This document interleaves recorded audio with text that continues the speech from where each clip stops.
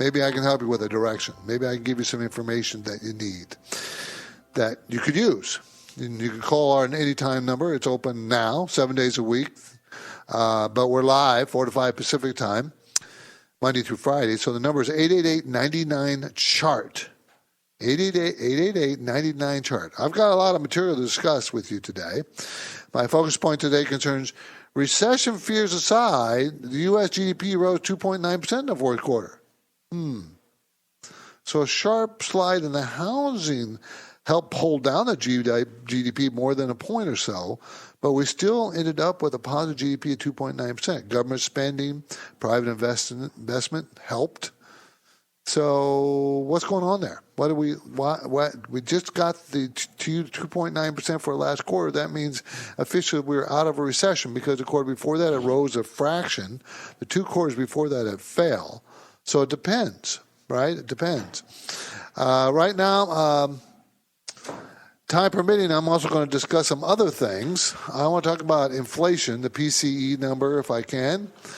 What's that look like? Why a bank would close a checking or savings account. You know they can close your account themselves if they want to. Then close it down.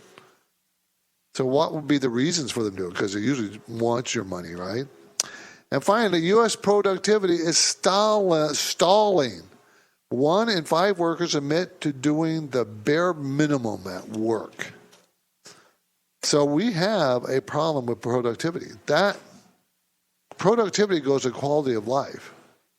I mean, if you've got a bunch of workers that are non-productive, that means no one can buy and afford anything. Basically, that's what that means. But, that means you can improve your lot in life. Productivity means everybody makes more money. Of course, you're going to say, the corporations keep it all. Well, they do. They keep a great deal of it. It is their money, right? But they also will start, paying them higher salaries because they have to. There's a competition. We've seen that in the last couple of years, have we not? Anyway, so those are things we're going to talk about. Also, we got some people calling in on the voice bank. Want to talk about Vail. Want to talk about Direxion, the S&P 500, 300% leveraged fund, ETF. So we'll talk about that. It's Friday, so I also will share highlights from the newest KPP Premium newsletter.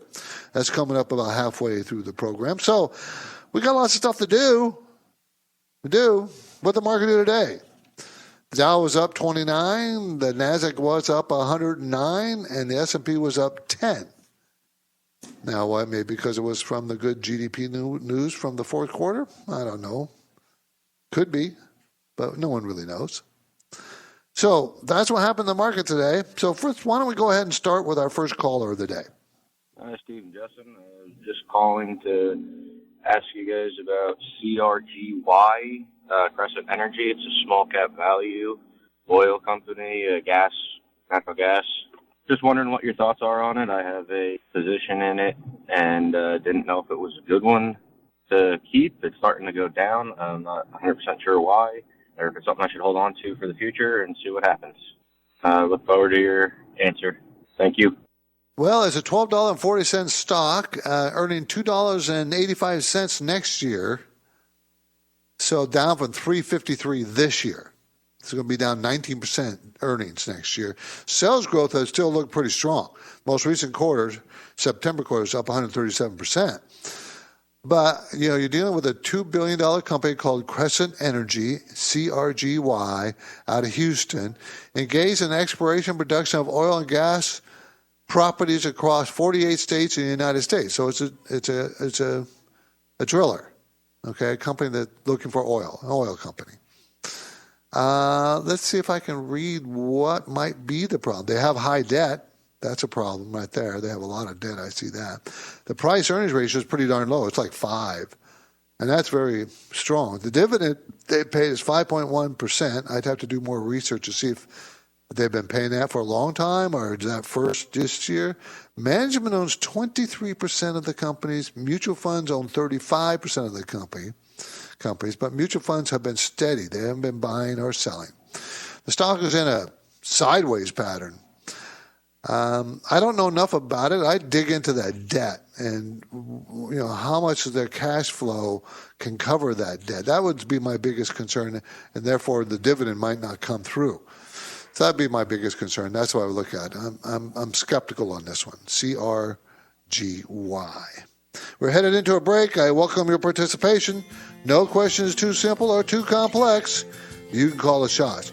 When you call InvestTalk with your questions, 888-99-CHART.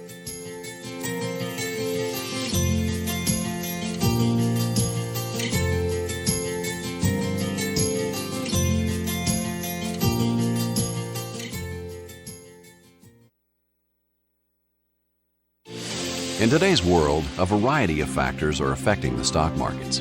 Serious investors know building a secure financial future requires hard work and determination.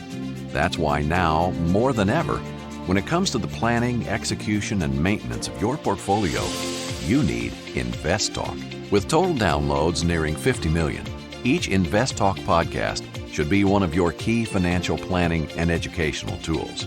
InvestTalk is a free download, and hosts Justin Klein and Steve Peasley stand ready to provide their unbiased guidance and professional analysis developed from real-time data research and years of investing experience. 24/7, rain or shine, during smooth sailing or on rough weather days. The InvestTalk listener line is open and waiting for your questions. You set the agenda. Don't forget to call InvestTalk 888-99-CHART.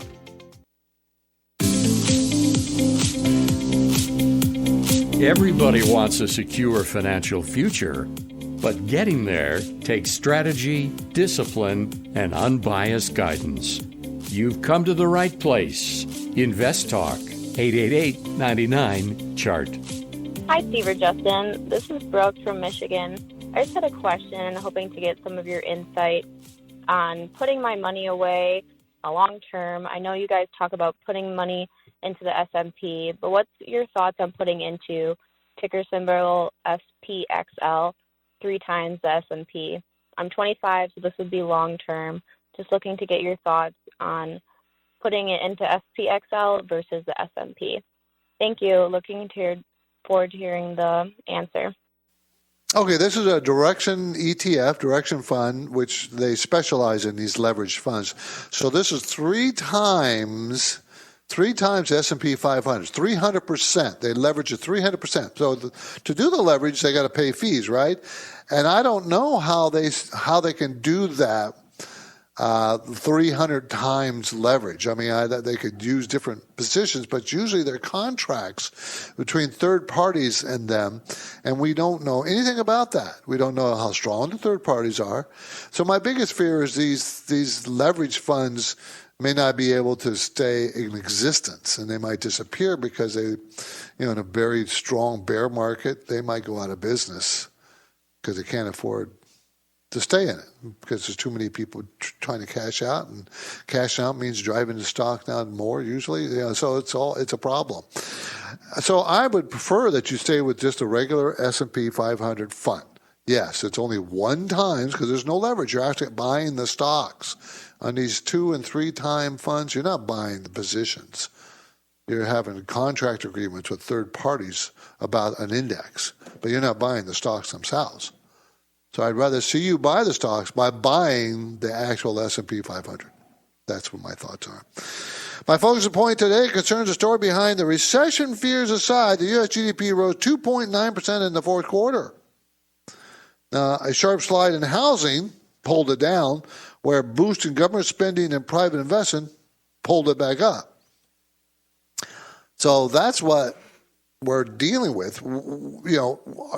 Let's put it this way. We were technically in a recession last year, right? Remember we talked about it on the radio. We had the second quarter in a row of shrinkage of GDP. Then the third quarter came out just a little bit positive, and the fourth quarter just came out now at 2.9% growth in the fourth quarter. But most experts feel we are going to go into a mild recession at the very least this year, 2023. Mild recession. But they're not agreement as to whether the stock market is going to go down. Doesn't necessarily, is the price of the stock market already built into a mild recession? And when will the Fed turn? turn from being raising interest rates that would squeeze the economy to lowering interest rates to help boost it. And there will be a turn. Will it be later this year, late in the year? Or maybe not, maybe next year. But this we just got to talk about. There's the market, consumer spending, which accounts for about 68% of the GDP, increased 2.1% for the quarter. That was down from 2.3. Then we have inflation, right? The inflation eats into GDP. Inflation is 4.7. If your GDP growth was 4.7, actually it's net zero. So will this consumer keep spending? That's kind of key. There's plenty of jobs this week. They had a pretty low jobless claims, much lower than everybody expected. So jobs are still plentiful. So it's a very unusual situation we have here. I mean, the market, I think, plunged. Yeah, here it is. It says 26.7% plunge in residential fixed investments, homes. So that's what dragged the fourth quarter down. And are we going to have the same kind of drag this quarter? I don't think so. I think it'd be actually a little bit better, even though the mortgage rates are very high. It's a very complex, moving puzzle that no one really knows. Even after reading this article, my conclusion was they're not sure about anything, just like everybody else. Okay?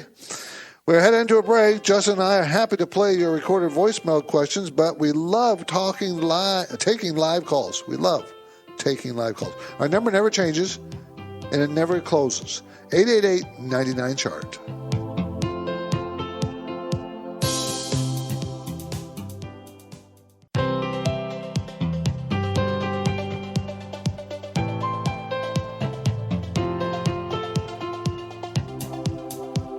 Steve Peasley is here and ready to take your calls live. InvestTalk, 888-99-CHART. Well, hello there. This is Austin from Texas, and I was just calling a quick question for either Steve or Justin about ticker symbol INFY.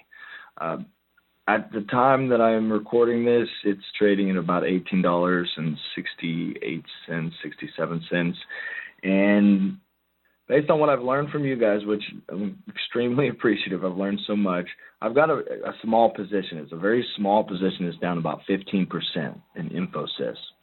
I'm very limited on knowledge in the tech and tech consulting space. At first, I did like this, but I didn't know as much as I do now. Based on my information, it's showing it's a pretty big market cap, $77 billion, about $77.8 billion, and trading volume is about 3.3 million. I do have a target price of around $24. If it's going to end up being a long-term hold, that's what I want to find out from you, what your opinion is on this. I would want to buy, if it continues to drop, it's on a downtrend right now. I would love to get your opinion on Infosys. Again, thank you guys for all that you do, and appreciate you, and thank you ahead of time for getting back to me. Have a good one. Okay, Infosys, most of the information he provided is accurate, okay? It's an Indian provider of software, re-engineering systems, integration, infrastructure management, $79 billion company, 78, 79. They're going to make 84 cents a share next year after making 72 cents a share this year, and then 69 cents a share last year, 62 before. So every year their earnings per share has been going up. Sales are still increasing, even though the increase, the growth of sales has slowed. 8% in the most recent quarter, 12% before that, 16% before that. So it's still growing, but slowly. This is a very cyclical stock, okay? It has to economic cycle, and that's why we're having trouble in the last year or so, because it was trading at, $26 a share, and now it's down to 18. I think when I'm looking at the chart, you're probably right. It's worth about $25. I think it has hit the bottom right around the $16.40 to $17 area, and it retested that bottom a few weeks ago. And then I think this would probably be a good time to pick it up if you want to buy some. And if you're a long-term holder, yeah, it will get back up to $25. I'm pretty sure. Pretty sure it'll get back up to there. Infosys, INFY is a symbol, everybody. Okay. Information. Inflation has slowed. We know, we took a look at the numbers coming out. The inflation has peaked. It's not going over. The Fed likes to look at the PCE number, which came out today. Year over year, inflation went from 5.5% down to 5%. Okay, for the previous month, December. So, and core inflation is at 0.1%. They expected it was at 0.2%. They actually expected that to go up, and it did. So, will come in higher. So, and what was really interesting, durable goods report for December was up 5.6%. When the month before, it was shrinking 1.7. So I had to take a closer look at that. That's a huge number. What the hell happened there? It was Boeing selling jets. Boeing, I think it's up 0.1% without Boeing, without the transportation sector. So Boeing really did a number on the overall report, thinking it's much better than it is because it's not that good. So what we see is the economy is still flumping around, still moving forward, slowing.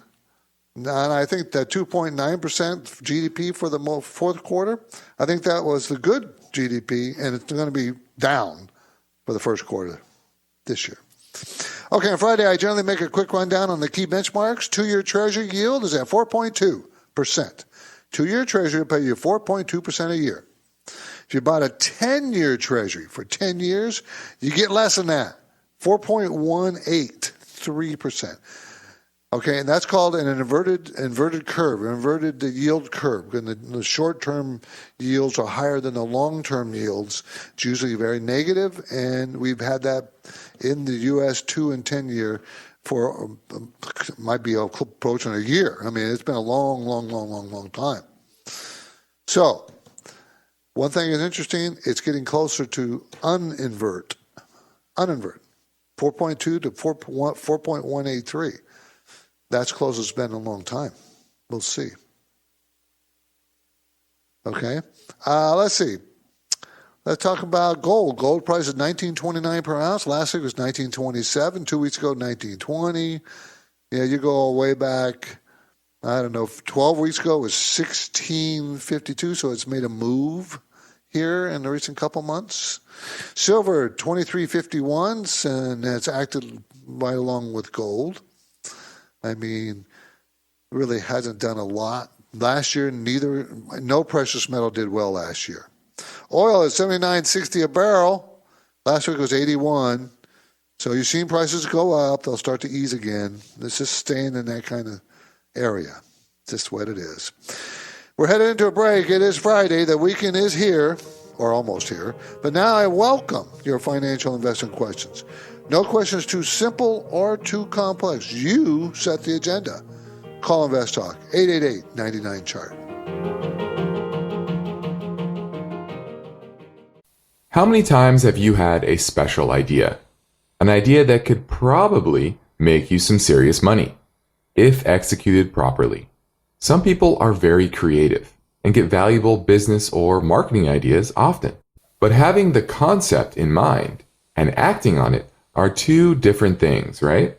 I can tell you that no matter your idea or how fresh your business plan might be, you are going to need a catchy, easy to remember, and welcoming domain name to bring your idea to life in the global marketplace. This is why you should make it a point to work with GoDaddy's domain broker service. Here's what I mean. Let's say you've got the perfect domain name in mind, but you discover that it's already taken. You are going to want some expert help, and GoDaddy's domain name broker service is ready to get things rolling for you right now. The GoDaddy team of over 100 brokers works with companies worldwide to acquire domains securely and confidentially. In fact, a GoDaddy broker with expertise in your region will negotiate on your behalf to get you the lowest price while keeping your identity anonymous and ensuring that you won't overpay, and also that your plans won't be revealed early. So whether you are a Fortune 100 company or a newly funded startup, remember that GoDaddy is the leading domain broker worldwide. GoDaddy can help you get the perfect domain, even if it's not currently available. Don't let your best-in-class business idea go unrewarded. To learn more, or to see if your perfect domain name is perhaps already taken, go to GoDaddy's domain broker service at godaddy.com/dbs. That's godaddy.com/dbs. Make your dream come alive. Head over to godaddy.com/dbs. That's godaddy.com/dbs. At Kroger, we believe fresh means holding all our produce to a higher standard. To make sure a bad apple won't spoil the whole bunch, we do up to a 27-point inspection on our fruits and veggies. We check for things like sunburns and scarring, making sure you only get the crunchiest apples. In fact, only the best produce like juicy pears, zesty oranges, and crisp carrots reach our shelves. Because when it comes to fresh for everyone, we want our fruits and veggies to be the apple of your eye. Kroger, fresh for everyone. You've got finance and investment questions, and Justin Klein and Steve Peasley are ready with their unbiased answers. Don't forget to call InvestTalk, 888-99-CHART. 888-992-4278. Love to hear from you. Let's talk to Alberto in San Jose. Hi, Alberto. How's it going? Steve. How's it going? I'm doing good. How are you? I'm good. Thanks for the call. Appreciate it. Yeah, I'm calling to ask about Lucid. I know it gained quite a bit of momentum due to some rumors it was going to get acquired. I want to get your opinion about it. Well, it's already a pretty large market cap stock for doing very little in sales. It's a $21 billion company, so someone buying it has to cough up a lot of money for a company that doesn't make money, but sales are growing very fast. But we're talking about last quarter to $200 million in sales. The quarter before that was $100 million. So it's, a doubling of sales. It can't keep that up, obviously. But the Lucid is LCID, designs and manufactures captivating all-electric, high-performance luxury vehicles. Okay, so that's what they're doing. They're selling high-performance luxury electric cars, which, we don't know if that business model will work. I don't know. I think it's a very high risk. I wouldn't be a buyer of it. It lost $1.28 this year. Last year it lost $1.40. The year before $3.48. The year before that $4. It's losing money. So I know that growth companies look like this, but this is a pretty high risk chance. And it's not something that's very stable. They have 51% debt. Management owns only 2%, which you would think they would own more, but maybe because it's, I don't know why. Not for me. Okay? 888-99-CHART, the KPP Premium newsletter was finished today and will be distributed tomorrow to subscribers. Here's a preview, part of it, just a fraction of it. In the market conditions sections, we explained that in the last 5 trading days, the S&P 500 was up over 2.5% as the market digests better than expected GDP numbers from Q4. U.S. real GDP rose 2.9% in Q4, slightly more than the expected 2.8 increase. Consumer spending, which makes up almost 70% of the GDP, rose 2.1% in December, the quarter. So that, it was slightly lower than the quarter before, but it still was nice move. It was all good news across classes of the housing market continued to slide with a 26% drop in the residential fixed income index, resulting in a detraction of 1.3% from the overall GDP. So with a slide, the housing market and easing off of consumer spending trends, some analysts believe that the economy is losing momentum and moving ever closer to a mild recession. Okay, and that's probably what's going to happen. It looks like that's what's going to happen. We'll see. Okay, but it's not all good news, by the way. So housing was off. Another blow to the cryptocurrency industry happened this week as the Federal Reserve denied Custodia Bank's application to become a member of the Federal Reserve System. Its rejections, though, not surprising.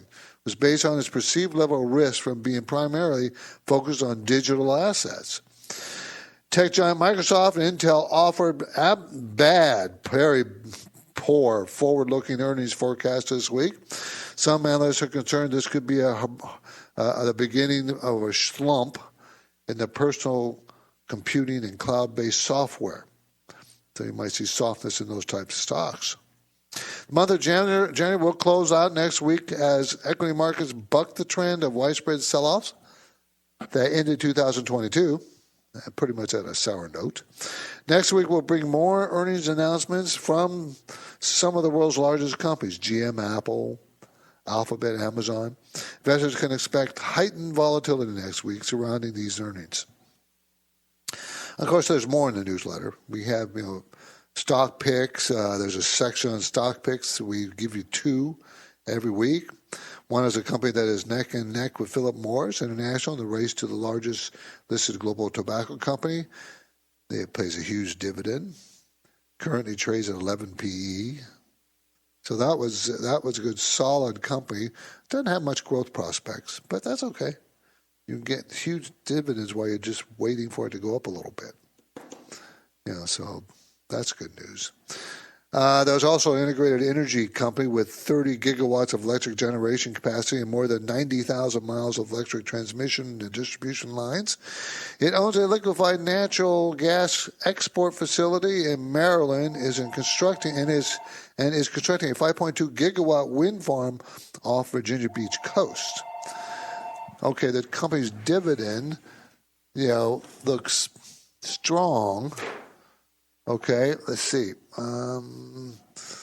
Excuse me, my eyes are watering. The company's dividend yields and growth and delivers solid returns, so they're pretty solid.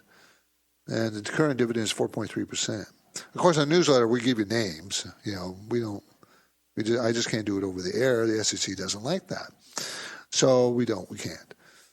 So here's a sample teaser of the latest KPP Premium newsletter. Subscribers receive the full edition via email each Saturday. And they also get the Portfolio Consumer Watch sections. Learn more and subscribe anytime at InvestTalk.com. Okay, let's see. Why don't we go ahead and take another call? Let's go to Nick in Manhattan Beach. How you doing, Nick? Hey, Steve. Happy Friday to you. Thank you. Thanks for calling. Yeah, I'm calling about ADMA Biologics, ticker ADMA. Okay. Management preliminarily released revenue guidance, and it indicates about an 89% year-over-year increase in revenue over 2021 revenue levels. And they also gave some projections saying, it's likely that revenue will grow to $210 million in the coming year, which is 40% over this year's revenue. So sales are growing like a weed.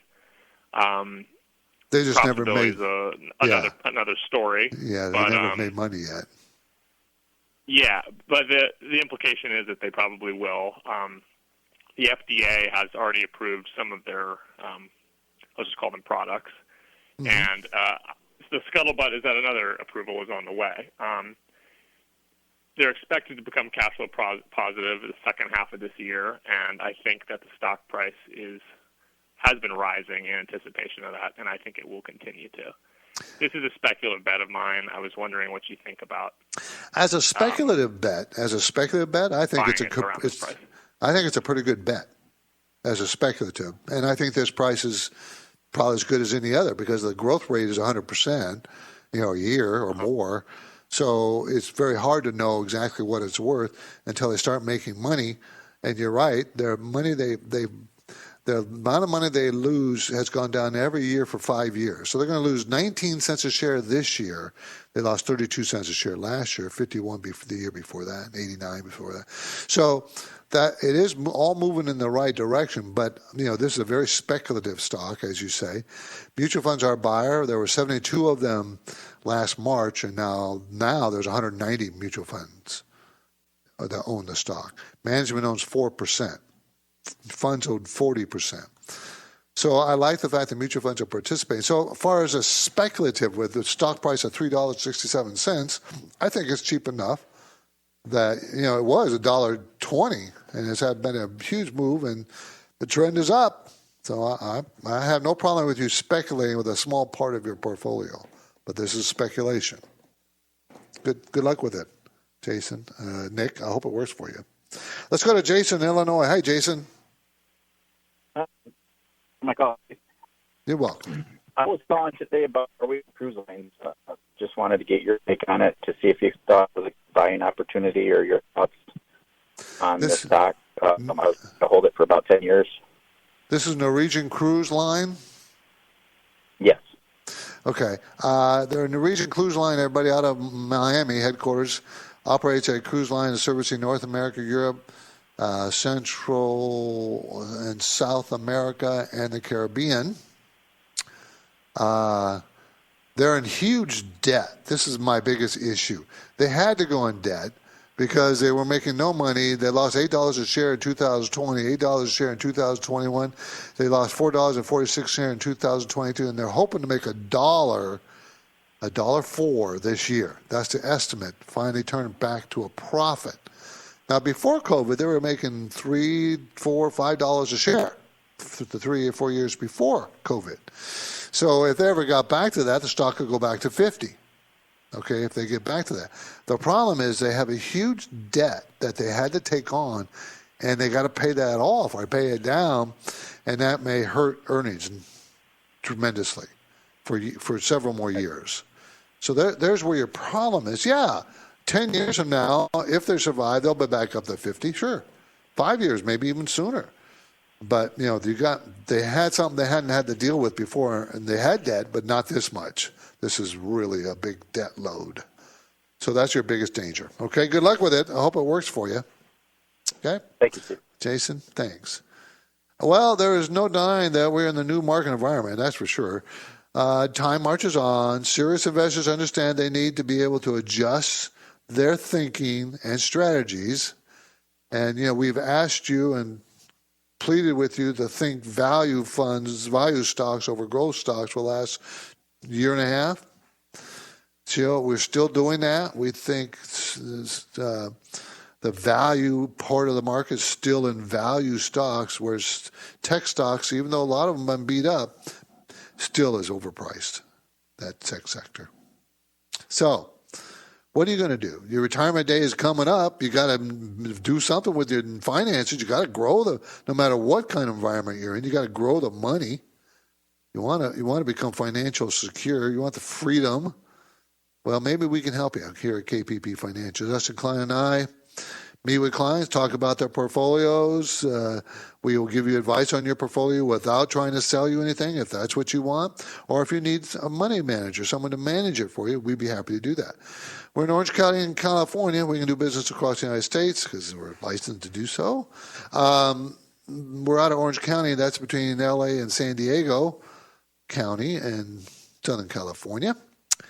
KPP Financial is a little bit different. We don't take anybody's opinion or recommendations. We do all our unbiased guidance on ourselves. We do it ourselves. We like to invest in the same things with our clients, with our own money. We do that pretty consistently. Very consistently. I encourage you to take advantage of our offer, free portfolio review. Call KPP office in Irvine, California, KPP Financial, and be happy to talk to you. I think after speaking with us for just a short period of time, you understand we're a little different. We're pretty straightforward. And a lot of money managers are, but we also like to put our money where our mouth is. So give us a call. Try us out. We want to help you. We really do. This is InvestTalk. Justin Klein, I thank you for your participation in helping us achieve over 49 million downloads since it began.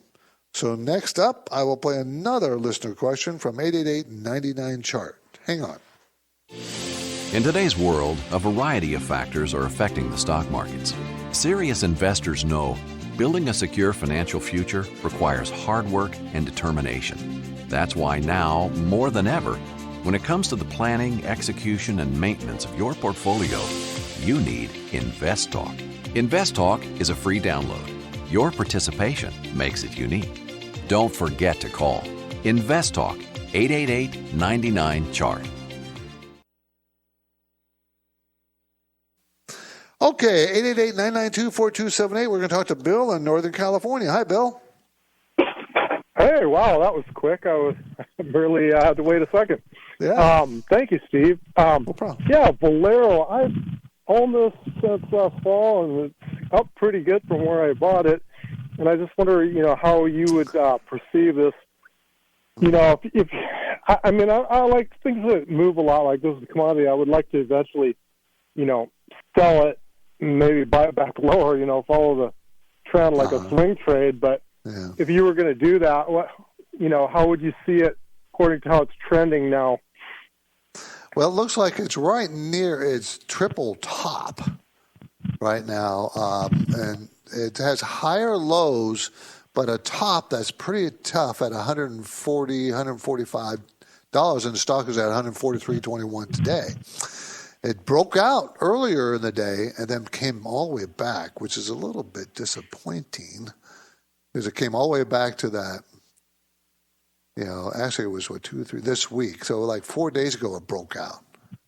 And it's come back, which is disappointing. You wanted to break out and stay above the last high, which was 146, but it hasn't. It's still pretty cheap. They're going to make $20.45 this year per share, $143 stock. That tells you that, it's like 5 PE. They're going to make much less next year, though. They're estimated to make $14.45 next year, which makes the PE 10. So the value is not as great as it was. I think it's going to be more volatile because of that. It's still inexpensive. But I don't know if I do a swing trade on it. I like buying, holding, earn the 2.7% dividend and any capital gain I get. But they don't have a lot of debt. Valero Energy, everybody, VLO, engaged in refining, marketing, fuels, and petroleum products in Canada, U.S., and Aruba. So it's in the energy field where a lot of high-performing stocks have been recently this year, the last few months. This is InvestTalk. I'm Steve Peasley, and we have one goal here, to help you achieve financial freedom. And our work continues after the break. So get your questions in now, 888-99-CHART.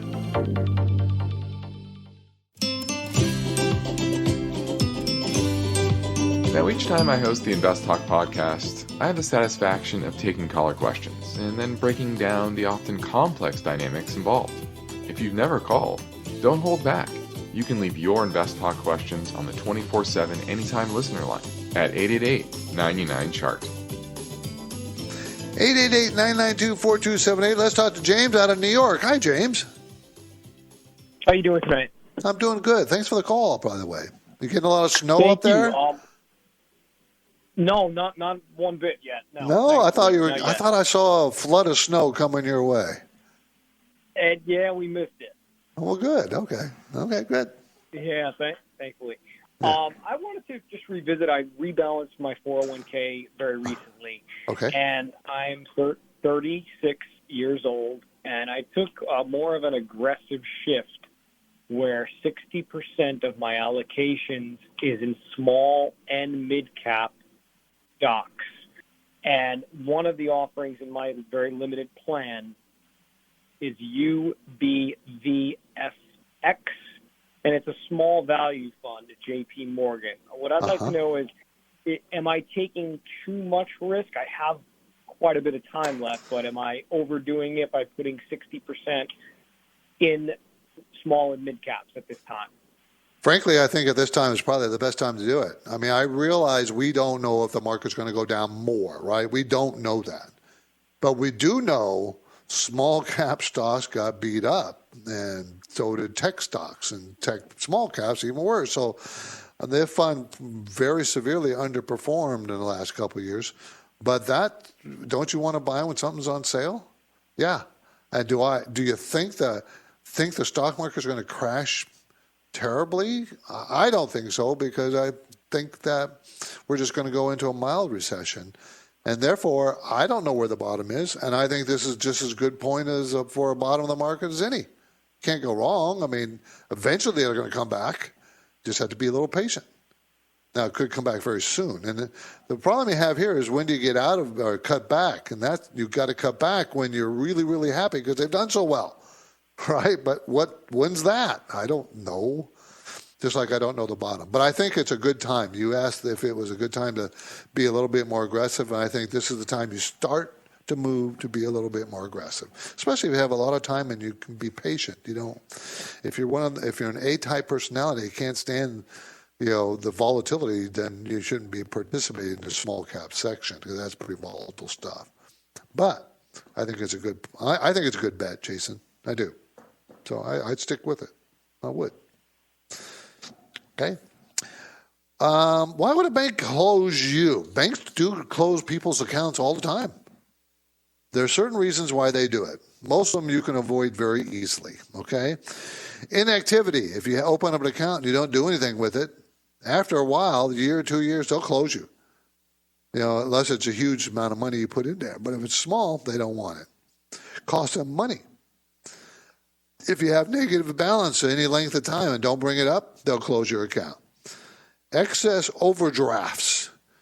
You keep pulling money out and there's no money there. Remember, they got to answer to the banking authorities in their state and nationally about these things. That they're the reason why they can't accept overdrafts too many, because then they'll be downgraded for that.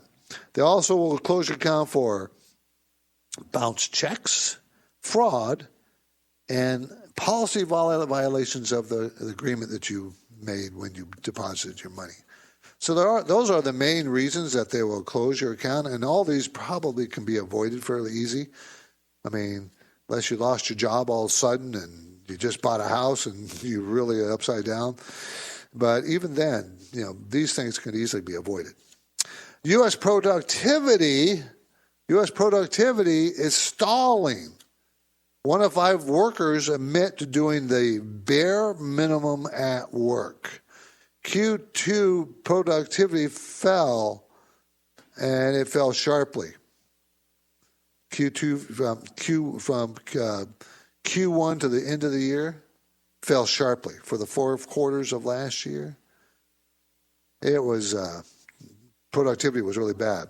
Does that have anything to do with people working from home? Everybody says, they're so much more productive when working from home. But is that coming out to be true in the numbers?